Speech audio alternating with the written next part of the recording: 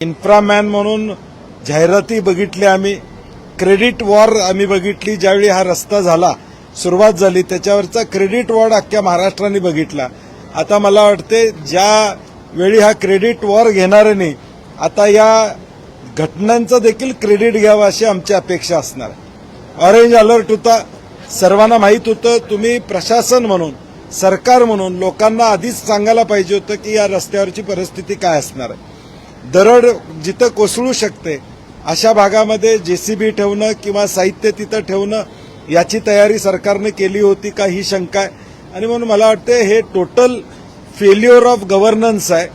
आलेल्या संकटाला मुकाबला देण्याची क्षमता या सरकारमध्ये नाही आहे. हे प्रामुख्यानं या घटनांवर सिद्ध झालेलं आहे.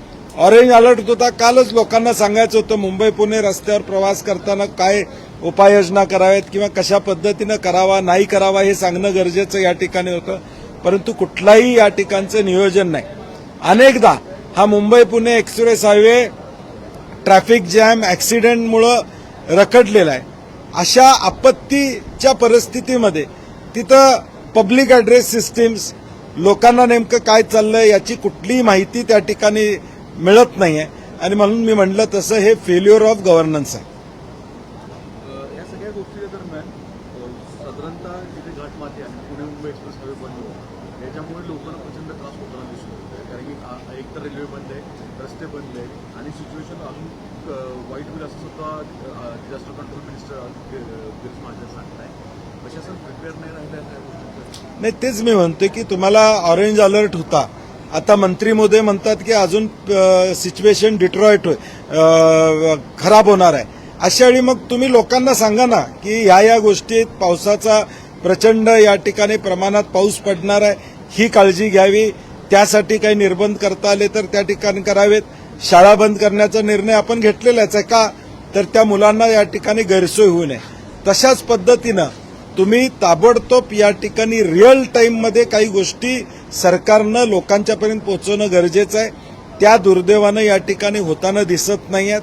आणि म्हणून मी म्हटलं तसं फेल्युअर ऑफ गव्हर्नन्स आणि दुर्लक्षपणा, संवेदना संपलेलं सरकार आहे, संवेदनहीन सरकार आहे. आणि म्हणूनच मॅनहोलमध्ये मृत्यू होतोय, इमारती मुंबईमध्ये पडतायत. मुंबईच्या इन्फ्रास्ट्रक्चरवरचा लोड आता बांधकामामुळे एवढा झालेला आहे की आता ते घेऊ शकत नाही अशी अवस्था मुंबईची देखील या ठिकाणी झालेली. अधिवेशन चालवावं का? कारण ग्रामीण भागातले आमदार मंत्री पोहोचणार नाहीत. बऱ्याच ठिकाणी रेल्वे मार्ग, रस्ते मार्ग बंद आहेत. मला वाटते पुण्याला येणाऱ्या, मुंबईला येणाऱ्या बऱ्याचशा रेल्वे आता बंद आहेत. आम्ही देखील काल रात्री कोल्हापुरातून आलो. आम्हाला साधारणपणे 1-2 वाजले. विमान सुद्धा 3-4 तास लेट त्या ठिकाणी आलं. आणि म्हणून अशा परिस्थितीमध्ये मला वाटते सरकारनं या कंट्रोल रूमच्या माध्यमातून नेमकं महाराष्ट्रामध्ये काय घडतंय याचा अभ्यास करणं गरजेचं आहे.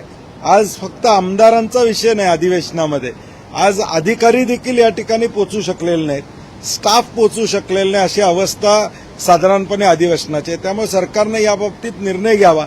परंतु निर्णय घेण्यापूर्वी आजचं बंद करायचा निर्णय घेणार असतील त्याच्या आधी किमान सरकारनं निवेदन करावं की तुमच्या उपाययोजना काय. तुम्ही सरकार म्हणून या राज्यातल्या जनतेला दिलासा या पावसाच्या आपत्तीमध्ये कसा देणार आहोत, किमान हे सरकारनं निवेदन करावं, सांगावं किती मृत्यू झालेत, मुंबई पुणे हायवे पुन्हा कधी चालू होणार आहे, कशा पद्धतीनं नियोजन या ठिकाणी होणार, किमान सरकारनं निवेदन करावं अशी आमची अपेक्षा असणार. कालच्या 2 दिवसामध्ये जवळपास 7पेक्षा जास्त मृत्यू झाले आणि आधी पण 2 दिवसानंतर गेला तर मॅनहोलमध्ये जाणं, काल बिल्डिंग कोलॅप्स झाली एका ठिकाणी, दुसरीकडे झाडं पडतात त्याच्यामध्ये लोक मृत्यूमुखी जखमी होत आहेत. तर मुळात अशा पद्धतीने प्रशासनकडे कंट्रोल नाही राहिला, त्याच्यामुळे जे कामं अर्धवट राहिली का आणि आता या गोष्टी घडताना प्रायोरिटी आमदार फोडणे, खासदार फोडणे, नगरसेवक फोडणे ही प्रायोरिटी आहे. महाराष्ट्राचं हित किंवा महाराष्ट्राची जनता ही प्रायोरिटी नसल्यामुळं या सगळ्या गोष्टी घडतात. संभाजीनगरमध्ये एमपीएससीचा मोर्चा आहे, त्याबद्दल गेल्या महिन्यापासून एमपीएससीनं परीक्षा सीबीटी पद्धतीनं घेण्याचा निर्णय घेतला. त्याचा विरोध आम्ही सगळेजणच करतोय. सभागृहामध्ये देखील आम्ही विरोध केला. आता एमपीएससीचा मोर्चा छत्रपती संभाजीनगरमध्ये मोठ्या प्रमाणात सर्व पक्षाच्या वतीनं, सर्व घटकांच्या वतीनं या ठिकाणी केला जातो. मुळात ज्या चौकामध्ये परवानगी मिळायला पाहिजे होती सरकारनं तिथं परवानगी न देण्याचं धोरण त्या ठिकाणी स्वीकारलं, म्हणजे सरकारला धास्ती आहे. मुद्दा योग्य आहे याची जाणीव असल्यामुळे सरकारला धास्ती आहे. मोठ्या संख्येनं जे एमपीएससी धारक विद्यार्थी आज रस्त्यावर उतरत असतील, जे सरकारमधलं करिअर करण्याच्या उद्देशानं अभ्यास करतायत, त्यांच्यावर हा अन्याय आहे आणि म्हणून सरकारनं अजून फेरविचार या सीबीटीचा करावा अशी आमची अपेक्षा आहे. सर, बारिश हो रही है कई दिनों से मुंबई में, कहीं मैनहोल गिरने से, पेड़ गिरने से, बिल्डिंग गिरने से लोग मर रहे हैं. इंफ्रास्ट्रक्चर को लेकर सवाल उठाया जा रहा है, जिस तरह से मिसिंग लिंक का हुआ. कहा जा रहा है कि जो इंफ्रा मैन था वो डिजास्टर मैन हो गया, आप लोगों की तरफ से कहा जा रहा है. नहीं, हम वही कह रहे हैं कि जब कोई प्रोजेक्ट का उद्घाटन होता है तो दो तीनों पार्टियों में एक लड़ाई शुरू होती है. इसके पीछे हम हैं, इंफ्रामैन हम हैं.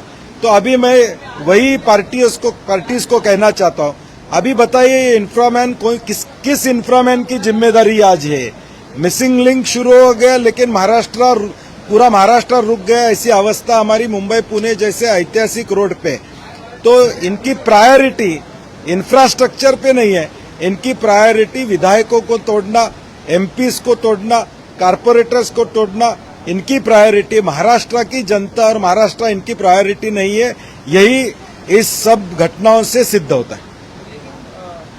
पेड़ गिर रहे हैं और काफी लोग 1-2-4 दिन 12 के आसपास मर गए हैं पेड़ गिरने से. मैनहोल नहीं, ये गवर्नेंस फेल्योर है. बारिश मुंबई के लिए नई नहीं है.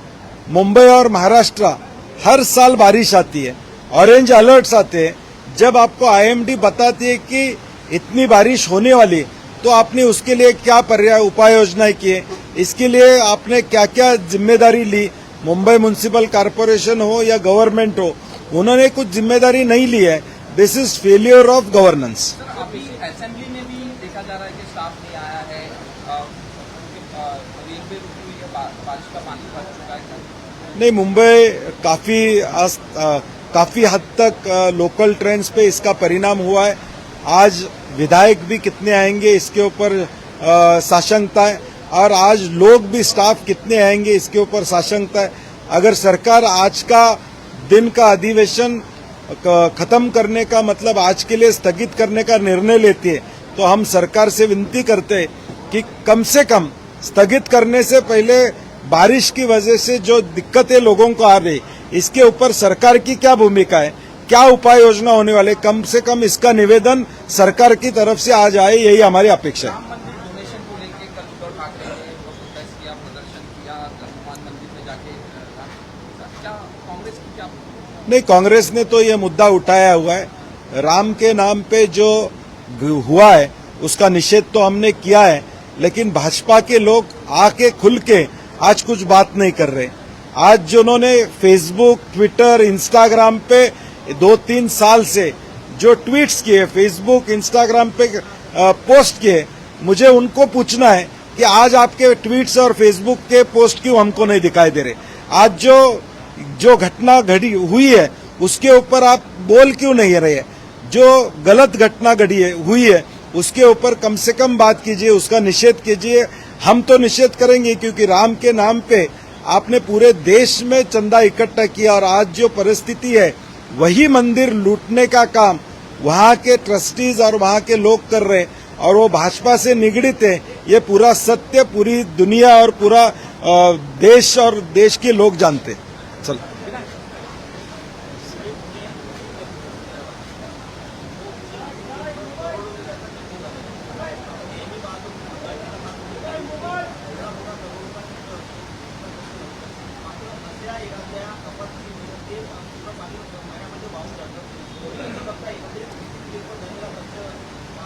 नाही, मला वाटतं ऑलरेडी महाराष्ट्रामध्ये 56% कमिशन द्यावं लागतं, हे महाराष्ट्रातल्या कॉन्ट्रॅक्टरांनी अधिवेशन घेऊन सांगितलेलं. 56% कमिशन सरकारकडून आपल्याला काय अपेक्षा असणार, हेच मिळणार आहे. त्यामुळं हे फेल्युअर ऑफ गव्हर्नन्स आहे. परंतु भ्रष्टाचाराचा टोक किती गाठलेला या सरकारनं, हे यातून या ठिकाणी दर्जेदार काम न करून या ठिकाणी सिद्ध केलेलं असं म्हणायला हरकत नाही.